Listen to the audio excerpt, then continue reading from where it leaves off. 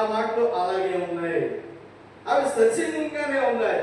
కారణం ఏంటంటే పలికిన వాడు జీవాధిపతి, పలికిన వాడు లోక రక్షకుడు, పలికిన వాడు దేవాది దేవుడు, పలికిన వాడు దావీదు కుమారుడు, పలికిన వాడు తండ్రి పంపించినటువంటి దేవుడు. కనుక ఆయన నరుడుగా మానవుడుగా 33 సంవత్సరాలు ఆయన ఏ పాపం లేకుండా జీవించినటువంటి దేవాది దేవుడు అన్యాయపు తీర్పులు పొంది శిలువ మీద ఆయన పలుకుతున్నటువంటి మాటలు సామాన్యమైన మాటలు మాత్రం కావు.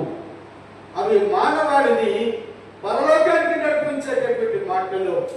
ఆ మాటలు జీవము లేనివైతే, ఆ మాటలు శక్తి లేనివైతే, ఆ మాటల్లో జీవం లేకపోతే, ఆ మరణ వాల్మూలము నిజమైనది కాకపోతే ఈ రోజున మనము ధ్యానించాల్సిన అవసరం లేదు. అంతేకాకుండా ప్రపంచ వ్యాప్తంగా, విశ్వవ్యాప్తంగా అనేకమైనటువంటి మందిరాలలో, స్థలాలలో ఈ యొక్క మాటలు ఎందుకు ప్రస్తావనకు వస్తున్నాయి అంటే ఆ మాటలు జీవం గలవి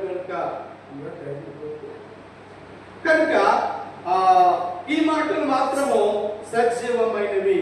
పలికిన వారు మామూలు మనిషి కాదు, పలికినటువంటి దేవుడు మామూలు దేవుడు కాదు.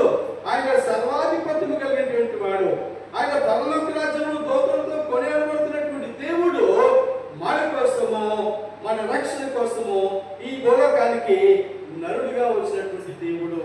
ఆయన పలికినటువంటి మాటలు ఇప్పటికీ కూడా మారుమోగుతూ ఉన్నాయి, అవి ప్రజ్వలిస్తూ ఉన్నాయి.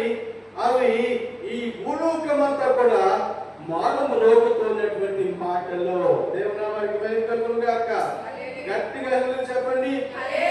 కనుక ప్రియులారా, ఈ దేవుని మాటలలో ఉన్నటువంటి 4వ మాట మనము చూసినట్లయితే ఏలీ ఏలీ లామా సబక్తాని అని యేసుక్రీస్తు ప్రభు వారు పలుకుతున్నటువంటి మాటలు మనం చూస్తూ ఉంటున్నాం.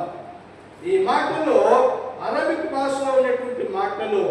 ఈ మాటలు సమయంలో యేసుక్రీస్తు ప్రభు వారు శిలువ మీద పలికిన మాటలు చూస్తే తెలుగులో వాటిని అనువాదం చేసినప్పుడు నా తండ్రి నన్నేలా నా దేవా నా దేవా నన్నేలా చెయ్యి విడిచితివి అనేటువంటి మాటను సూచిస్తూ ఉంటున్నాయి.